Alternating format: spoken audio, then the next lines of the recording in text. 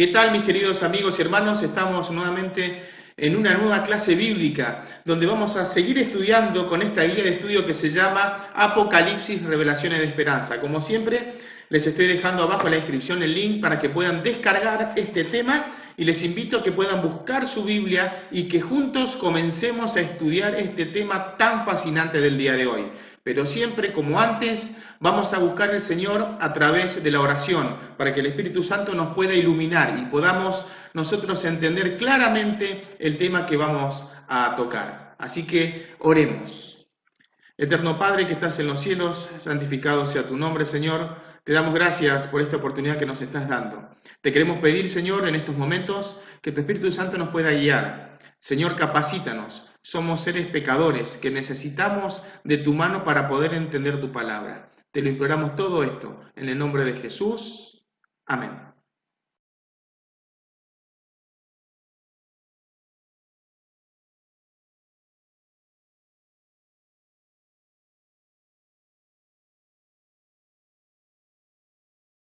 Muy bien, comencemos a estudiar este tema. Hoy vamos a hablar justamente sobre el fin de la muerte. Así que vamos a estudiar a ver qué nos enseña el libro de Apocalipsis, pero como este tema aparece en todas partes de la Biblia, lo que vamos a hacer es salir y volver a Apocalipsis continuamente. Así que comencemos, vamos a ver qué nos enseña este libro con respecto al fin de la muerte. Esto lo pueden ustedes, como siempre digo, leer, descarguen el archivo que les estoy dejando en la descripción para que puedan leer tranquilamente en sus casas. Así que vamos a la primera pregunta. ¿Sobre qué cosa tiene el control Jesús? Para eso tenemos que ir a Apocalipsis capítulo 1, versículo 18. Dice esto: el que vivo y estuvo muerto, mas he aquí que vivo por los siglos de los siglos. Amén. Y tengo las llaves de la muerte y del Hades. Ahora, esa palabra Hades, que está en griego, significa sepulcro. Es decir, que Cristo, porque el que está hablando acá es Cristo, dice que tiene las llaves de la muerte y del Hades, es decir, del sepulcro. Por lo tanto, ¿sobre qué cosa tiene el control Jesús? Y vimos que Jesús tiene las llaves de la muerte y de la sepultura. Este lo hace capaz de abrir y llamar a los salvos a la vida eterna en ocasión de su segunda venida. Noten, el Señor Jesucristo murió, resucitó, venció a la muerte. Por lo tanto, como venció a la muerte, Él tiene las llaves de la muerte y del sepulcro.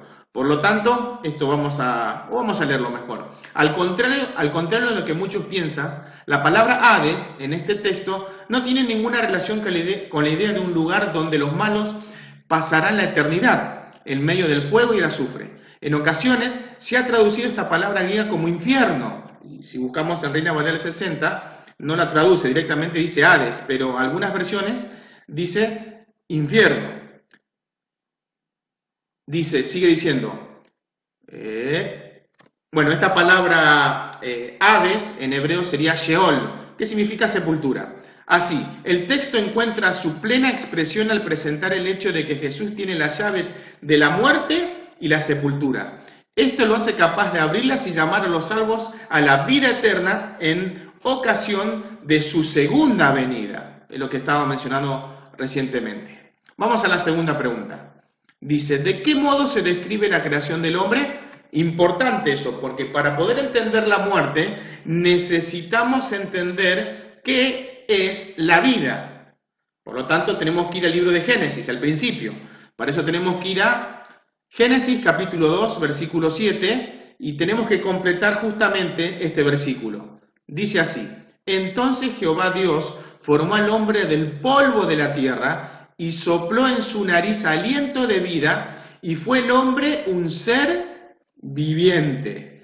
Por lo tanto, vamos a completar acá. Entonces Jehová, Dios, formó al hombre del polvo, es decir, tomó tierra, hizo barro, o tomó polvo, hizo barro, para poder hacer un muñeco, Adán, y dice que después sopló en su nariz aliento de vida, es decir, le sopló.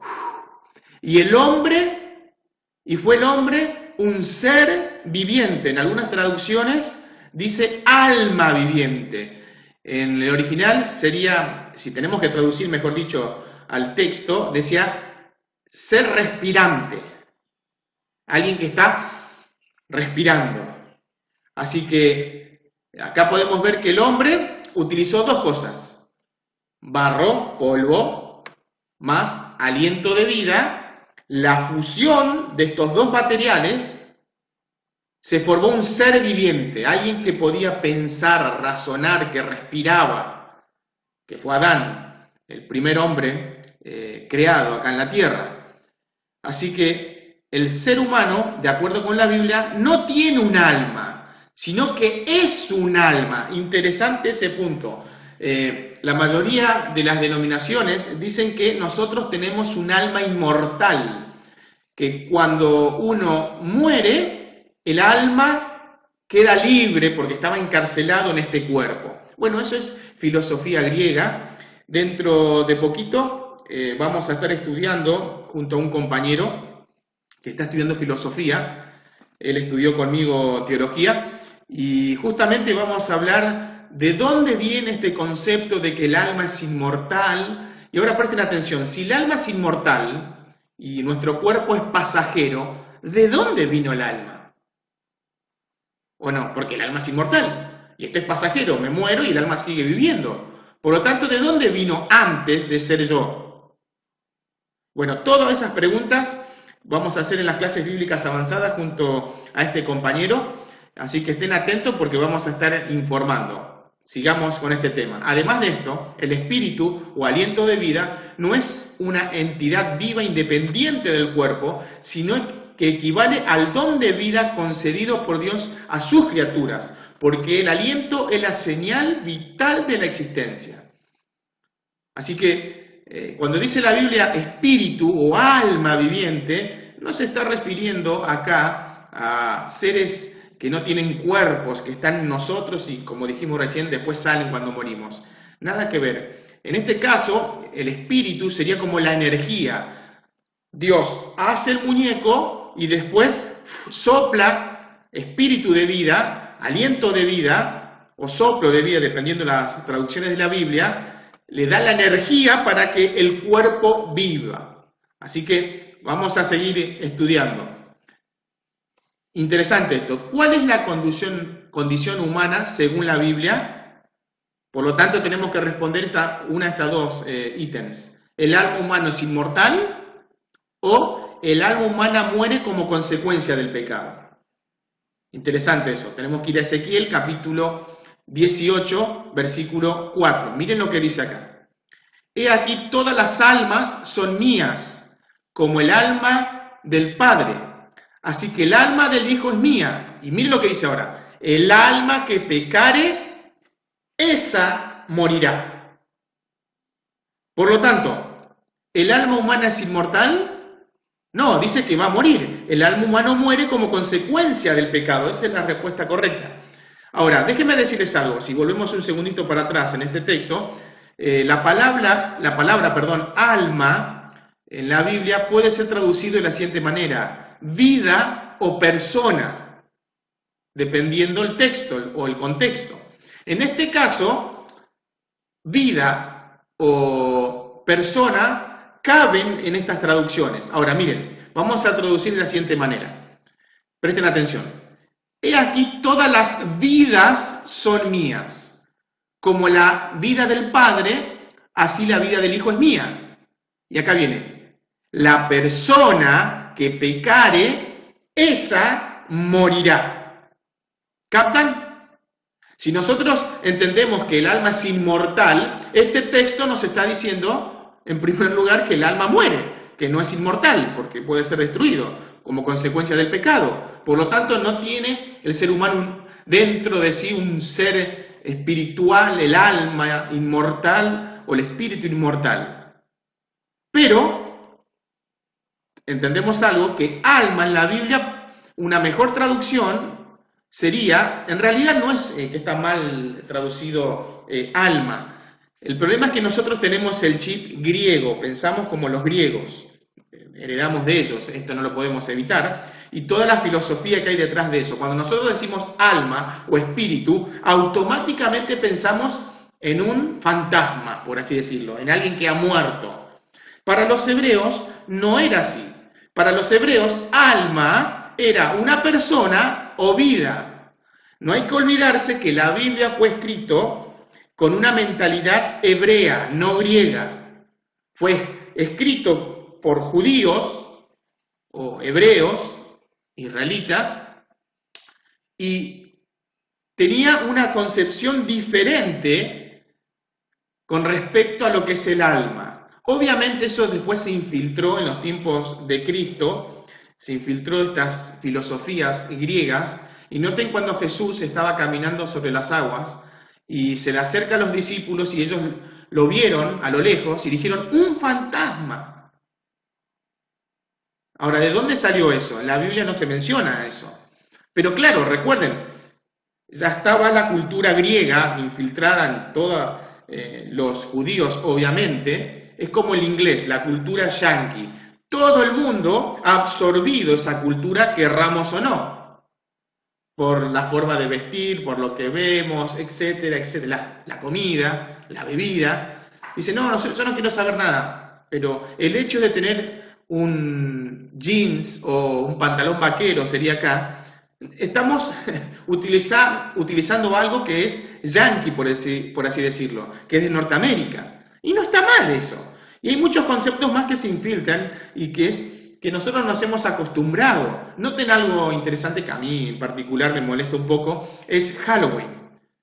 Nosotros no tenemos nada que ver con esa fiesta, pero todo el mundo ahora, en estos últimos años, veo que a los chicos los disfrazan como muertos, como fantasmas, y están celebrando ese día cuando no tiene nada que ver con nuestra cultura. Querramos o no, el imperio, que es Estados Unidos, infiltra con sus formas de vida a través de las películas, de las series, de lo que consumimos. Y bueno, pasaba lo mismo en el tiempo de Cristo. El imperio griego ya no estaba dominando, pero quedó el idioma, la forma de pensar, su cultura, por así decirlo. Y ellos absorbieron esas doctrinas extrañas, como en el caso que les decía que viene un fantasma. Así que, vuelvo a repetir, para los hebreos, alma significa vida o persona. Pero si nosotros nos queremos quedar lisa y llanamente con alma, como piensan la gente en general, que es un ser espiritual que tenemos adentro de nosotros, que cuando, como dijimos varias veces ya, que cuando nos morimos queda liberado, ¿por qué dice Ezequiel 18:4 que el alma muere? Eso significa que el alma no es algo que estamos adentro, sino que somos nosotros. Yo soy un alma viviente. Miren esto. Si yo digo, no hay ningún alma en la calle, ¿qué piensan ustedes? ¿Que no hay ningún fantasma, ningún espíritu? No, automáticamente ustedes piensan que no hay ninguna persona. O les cambio el ejemplo, digo, hay 20.000 almas en el estadio de fútbol. ¿Ustedes piensan que hay 20.000 personas, espíritus que están ahí? No, automáticamente ustedes piensan que hay 20.000 personas que están en ese estadio. Continuemos el estudio. Esto básicamente lo amplío un poquito más. Interesante texto o pregunta. ¿Qué saben los muertos sobre sí mismos y sobre los que viven? O una mejor pregunta sería, ¿sabe algo el que ha muerto? Entonces tenemos dos opciones. Los muertos están con Dios, están conscientes y se comunican con los vivos. Siguen viviendo después que han muerto. O los muertos no saben nada. Tenemos que ir a Eclesiastés, un texto clave que tienen que marcar en sus Biblias. Les invito a que puedan marcar, subrayar estos versículos que son tan importantes. Porque de esa forma ustedes, y que puedan conectar todos estos versículos. Porque el día de mañana cuando venga un familiar, un pariente, un amigo, un conocido, y ustedes les quieren mostrar dónde dice en la Biblia que los muertos no saben nada. Si ustedes han anotado y atrás de la Biblia anotan acá, atrás, estado de los muertos, y van anotando todos los versículos que la Biblia menciona con respecto a la muerte, ustedes pueden ir automáticamente a agarrar sus Biblias y buscar los versículos o encadenar, es decir, subrayar y al costado engancharlo con otro versículo. Eso sería lo mejor, pero vamos a continuar. Dice, porque los vivos saben que han de morir. ¿Quiénes saben que han de morir? Nosotros, que estamos vivos. Pero los muertos nada saben, ni tienen más paga, porque su memoria es puesta en olvido. También su amor y su odio y su envidia fenecieron, terminaron ya. Nunca más tendrán parte en todo lo que se hace debajo del sol. Entonces la pregunta era, ¿sabe algo alguien que ha muerto? ¿Los muertos están con Dios, están conscientes y se comunican con los vivos? El texto no decía eso, el texto decía, los muertos no saben nada. Es más, en la Biblia se menciona, ustedes pueden buscar esto que hemos hablado en las clases bíblicas que estudiamos la fe de Jesús, el tema justamente de los muertos, ahí habíamos ampliado y tocamos muchos textos más. No lo vamos a tocar hoy, pero habíamos visto que había versículos que decían que los muertos no van a alabar a Dios en el cielo. Entonces, la pregunta es, ¿y cómo la creencia popular dice que el que muere va al cielo a alabar a Dios? Bueno, la Biblia no menciona eso.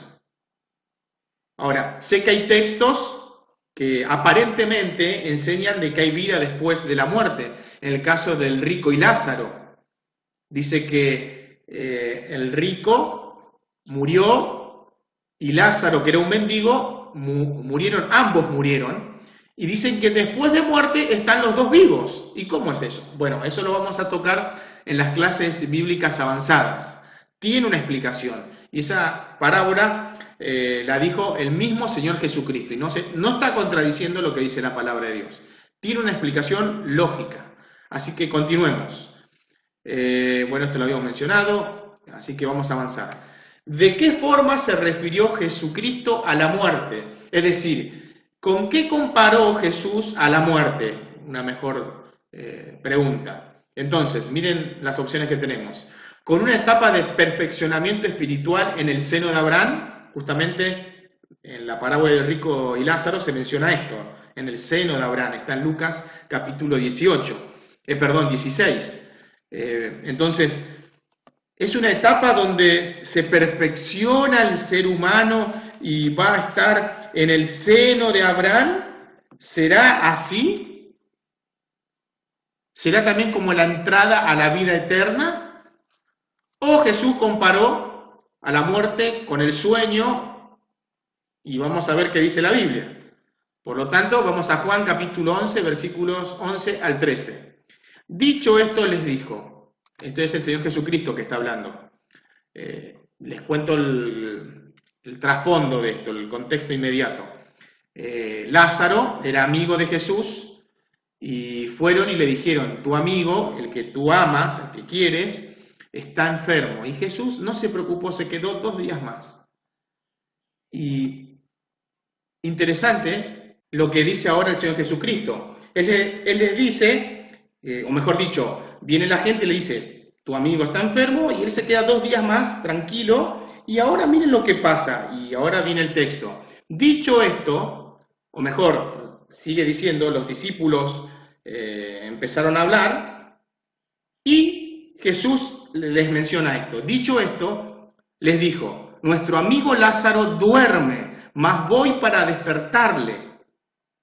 Dijeron entonces sus discípulos, Señor, si duerme, sanará, es decir, se va a recuperar si está dormido. Pero Jesús decía esto de la muerte de Lázaro, y ellos pensaron que hablaba del reposar del sueño. Por lo tanto, ¿de qué forma se refirió Jesús a la muerte? Como una etapa de perfeccionamiento espiritual en el seno de Abraham, como la entrada a la vida eterna, o como el sueño, el acto de dormir. Jesús comparó a la muerte como el acto de dormir. Ahora pregunta, cuando uno está dormido, ¿sabe lo que pasa? No sabemos nada. Es más, cuando a una persona le tienen que operar por cualquier cosa, ¿qué hacen? Lo duermen. Incluso le pueden sacar hasta el corazón, volver a colocar otro corazón y la persona no se entera de nada. Bueno, Jesús compara a la muerte como el sueño. Es decir, los muertos no saben nada. Acá, vamos a leer esto. La imagen del sueño es apropiada para representar el estado del ser humano durante la muerte, porque dormir implica, 1, estar inconsciente de lo que pasa a nuestro alrededor. 2, estar en inactividad, es decir, no puede hacer nada. Y 3, la certeza de que se despertará. Eso es muy interesante porque el Señor Jesucristo dice que resucitó, es decir, estuvo dormido y se volvió a despertar. Lo vamos a ver más adelante esto. Sexta pregunta. ¿Cuándo despertarán los seres humanos para recibir la recompensa de su vida, salvación o perdición? Vamos a Juan capítulo 5, versículos 28 y 29. Dice así: no os maravilléis de esto, porque vendrá ahora cuando todos los que están en los sepulcros oirán su voz, y los que hicieron lo bueno saldrán a resurrección de vida, mas los que hicieron lo malo a resurrección de condenación. Algo interesante que está diciendo este texto. Va a haber dos resurrecciones. Los que aceptan a Cristo van a resucitar para vida eterna, pero después dice que los otros, los que no aceptan a Jesús, van a resucitar para condenación eterna. ¿Y eso qué será? Bueno, eso lo vamos a ver en otra clase bíblica, muy interesante. Así que avancemos. ¿Cuándo despertarán los seres humanos para recibir la recompensa de su vida? ¿Salvación o perdición? Aquellos que lo acepten, Jesús les promete resucitarlos en ocasión de su segunda venida. ¿Y qué va a pasar con los muertos? Con los que no aceptan a Jesús. Eso lo vamos a ver. Bueno, esto podemos obviarlo. Dice: ¿qué hará Jesús con la muerte al final del milenio? Y tenemos que completar este versículo. Tenemos que ir a Apocalipsis capítulo 20, en el versículo 14. Dice así: y la muerte y el Hades, pero una traducción de esta palabra es sepulcro, es decir, y la muerte y el sepulcro fueron lanzados al lago de fuego. Esta es la muerte segunda. Ahora déjenme decirles algo. Acá cuando el Señor Jesucristo o Juan está diciendo que la muerte y el sepulcro, es decir, el Hades, son lanzados al lago de fuego, que es el infierno, es simbólico. Aunque el infierno va a ser realmente, lo que está queriendo decir acá es que se va a terminar la muerte, no va a haber más muerte. Si no hay más muerte, no hay más sepulcros. ¿Se entiende? O sea, lo que va a hacer el infierno es purificar la tierra, y eso lo vamos a ver más adelante, que cómo va a terminar, pero eso lo vamos a ver más adelante. Como le dijo, estoy repitiendo, perdón, pero no me quiero adelantar. Así que avancemos. ¿Qué hará Jesús con la muerte al final del milenio? Dice: la muerte y el Hades, es decir, el sepulcro, fueron lanzados al lago de fuego, que es el infierno. Esta es la muerte segunda. Interesante, dice muerte segunda. ¿Por qué muerte segunda? ¿Hay dos muertes? Bueno, déjenme decirles algo. Presten atención. En la Biblia se menciona, o le voy a decir un dicho, se podría decir que es: los que nacen una vez, mueren dos veces.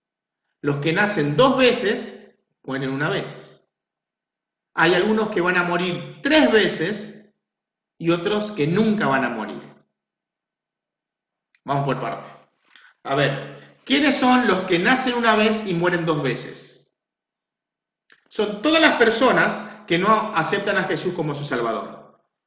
Nacen de la madre, mueren, pero después el Señor los va a resucitar para condenación y para volverlos a destruir. Esa es la muerte segunda, la destrucción final. Después, los que nacen 2 veces, mueren una vez. ¿Quiénes son? Son las personas que aceptaron a Jesús como su Salvador. Nacen de una madre y después nacen del agua y del Espíritu al aceptar a Jesús cuando son bautizados. Pero pueden morir una vez, pero después resucitan y nunca más van a conocer la muerte. Nacen 2 veces, mueren solamente una vez.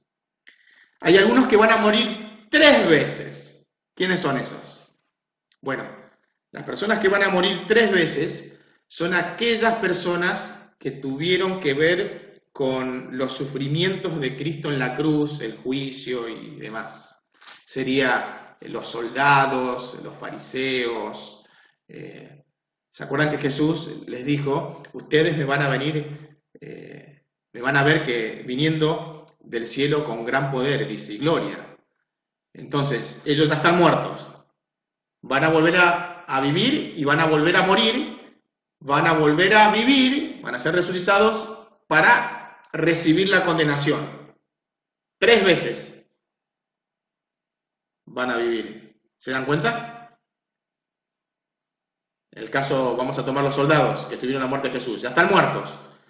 Van a resucitar para que vean cómo Jesús viene en las nubes, para que vean que al que lo traspasaron, al que le escupieron, lo insultaron, jugaron con él, era el Dios eterno.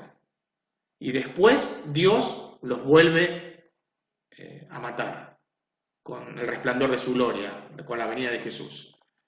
Pasan el milenio, 1000 años, y después desciende la Santa Ciudad, resucitan todos los impíos nuevamente, y este grupo también, y ahora van a recibir la condenación. Y finalmente dice que hay algunos que no van a morir. Bueno, esas personas van a ser justamente aquellas que aceptaron a Jesús y que van a vivir en el último periodo de la humanidad, que son los 144.000 que se mencionan en la Biblia, que no van a conocer la muerte, es decir, van a vivir una vez, van a nacer una vez, perdón, pero no van a conocer la muerte. No van a conocer jamás. Es un grupo privilegiado, me encantaría estar en eso. Ahora, si estoy en ese grupo o en el otro grupo, que me muero y vuelvo a resucitar para vivir eternamente, no interesa, porque el Señor Jesucristo comparó a la muerte como un sueño. Noten lo interesante, Adán ya murió hace miles de años, y murió aceptando al Cordero de Dios que quita el pecado del mundo. Cuando se vuelva a despertar, cuando resucite en ocasión de la segunda venida de Jesús, ¿cuánto tiempo piensan ustedes que habrá pasado para él? Un instante, un abrir y cerrar de ojos. Es como que se fue a dormir a la noche y se despierta al siguiente día, porque el tiempo para él no pasó. Así que a veces nosotros como seres humanos le tenemos miedo a la muerte, pero en realidad en la Biblia se presenta todo lo contrario. La muerte ya fue vencida por el Señor Jesucristo. Continuemos. Esto vamos a obviarlo. 8ª pregunta. ¿Qué sucederá con la muerte en el nuevo cielo y en la tierra nueva prometidos por Dios? ¿Qué va a pasar ahí? Apocalipsis capítulo 21, versículo 4. Enjugará Dios toda lágrima de los ojos de ellos, y ya no habrá muerte, ni habrá más llanto, ni clamor, ni dolor, porque las primeras cosas pasaron. ¿Qué va a suceder con la muerte en la tierra nueva, en el cielo? Ya no habrá más muerte, ni dolor, ni llanto. Uno no se pone a pensar un segundito lo que es la eternidad. Escuché una vez a un predicador que decía, imaginemos que el planeta Tierra, para que podamos captar, imaginar lo que es la eternidad, que no se puede imaginar. Eterno es eterno, no tiene fin.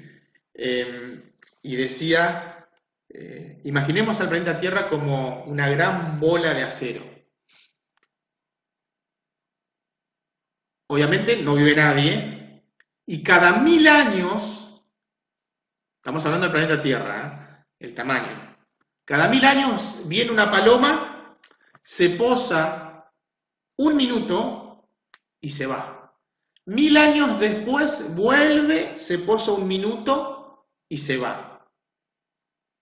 Cuando se termine de desgastar el planeta Tierra, que es de acero, ahí va a ser el primer día de la humanidad.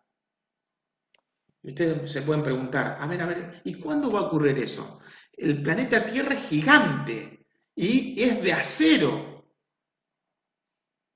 Y se va a desgastar solamente porque cada cierto tiempo viene una paloma y se posa 1 minuto y se va. Bueno, ustedes saben que todas las cosas se desgastan, incluso el acero.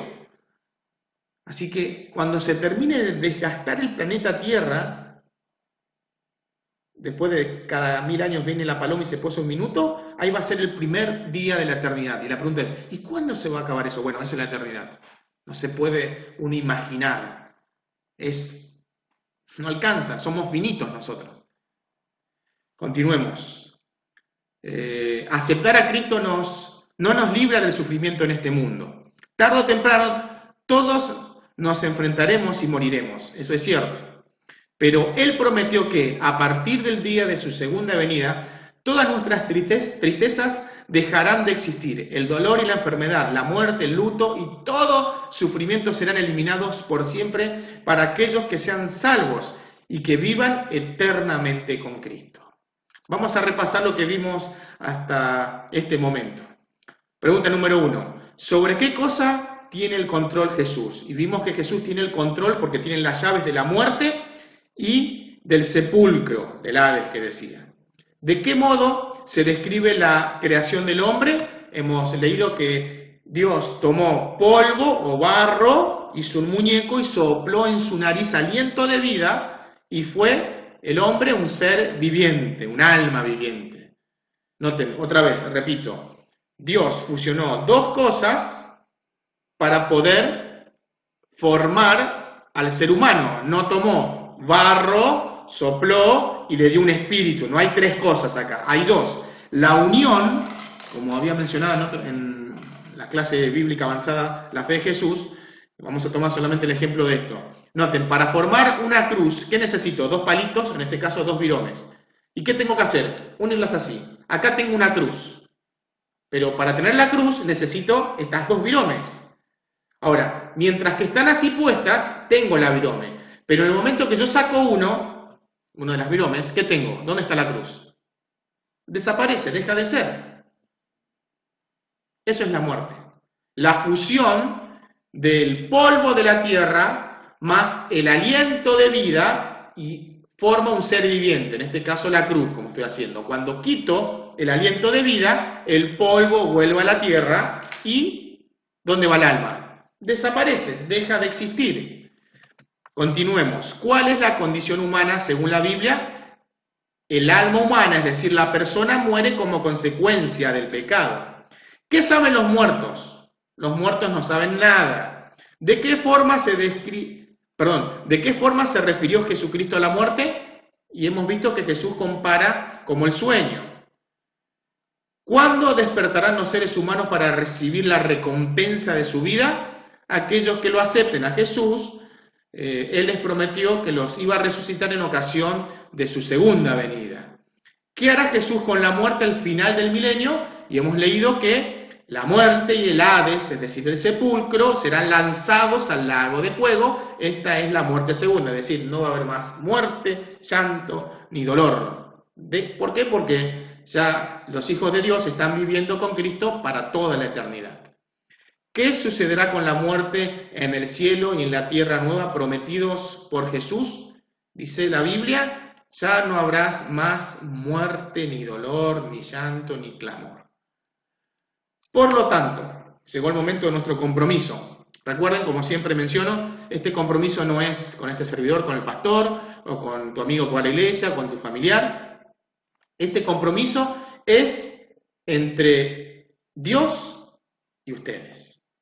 Entonces dice esto: entiendo que la muerte es un estado de inconsciencia, es decir, que no sabe nada, hasta el momento de la segunda venida de Cristo. Me comprometo a caminar con Jesús a fin de que, si no estoy vivo cuando Él regrese, pueda resucitar para la vida eterna. Es decir, me va a volver a despertar el Señor Jesucristo. ¿Quieres vivir por toda eternidad? La Biblia dice, yo soy la resurrección en la vida.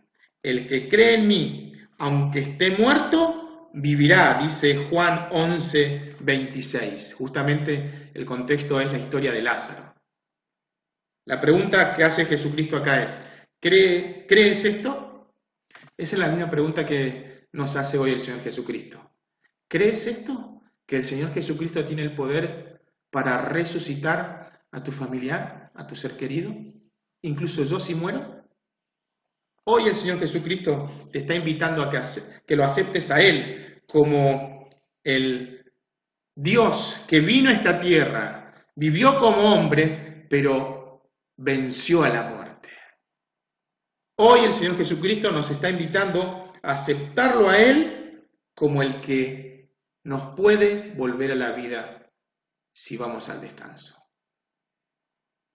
Vamos a ver en la próxima clase los 7 sellos, interesante tema. Así que les invito a que se puedan conectar el día lunes a las 17 y que sigamos estudiando estos temas tan fascinantes.